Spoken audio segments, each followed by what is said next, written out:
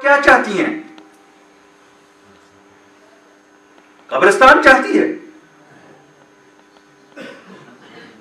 हमारे लोगों को क्या देना चाहती है? वो कौन सी सियासत कर रही है? किसके एमा पे कर रही है? ये 1947 नहीं है, ये 1953 नहीं है, ये न 1959 है, आज 2021 है। हम सब ने खुली आंखों से वो कुछ देखा है जो 5 अगस्त 2019 को हुआ।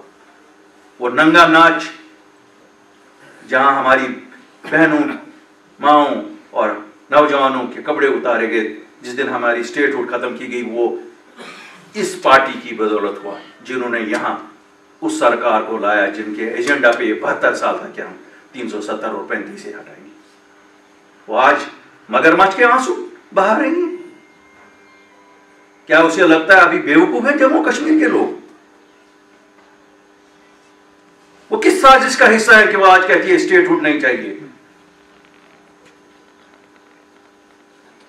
क्या वो उन 5 घरों की सियासत पे कर रही है, जिन 5 घरों को वो लोग रिप्रेजेंट कर रहे हैं, जिसको वो पीपल्स अलायंस फॉर गुपकार कहते हैं?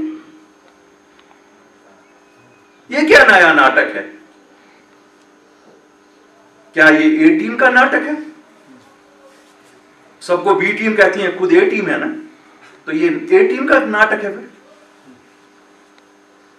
तो ये किसके लिए है? ये कौन नहीं चाहता है स्टेटहुड? उस पार्टी की सरबराह के बिना सब क्या वो हमको उजड़ा हुई इस चमन को ही देखना चाहती है? शर्म तो कर लो। आप लोगों ने सब उजाड़ दिया हम लोगों का। मैं इसलिए बिजबहरा वालों को कहता हूं, आप तो शायद बदकिस्मत लोग हो, क्योंकि आपके यहां से वो लीडर निकले हैं जो आज अभी भी खुश नहीं है। हमारा सब उजड़ गया,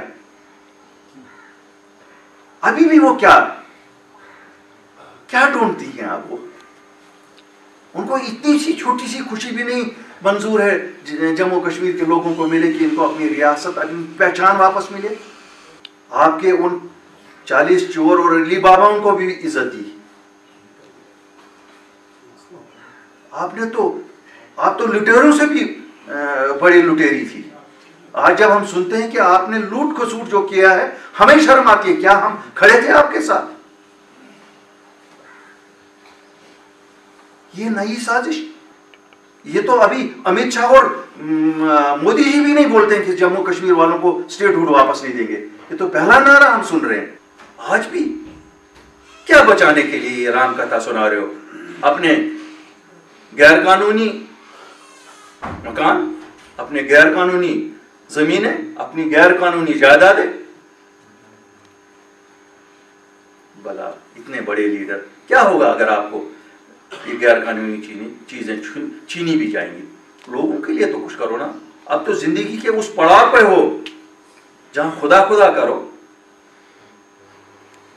किसको इंप्रेस कर रहे थे वो उस पार्लियामेंट में बोल के?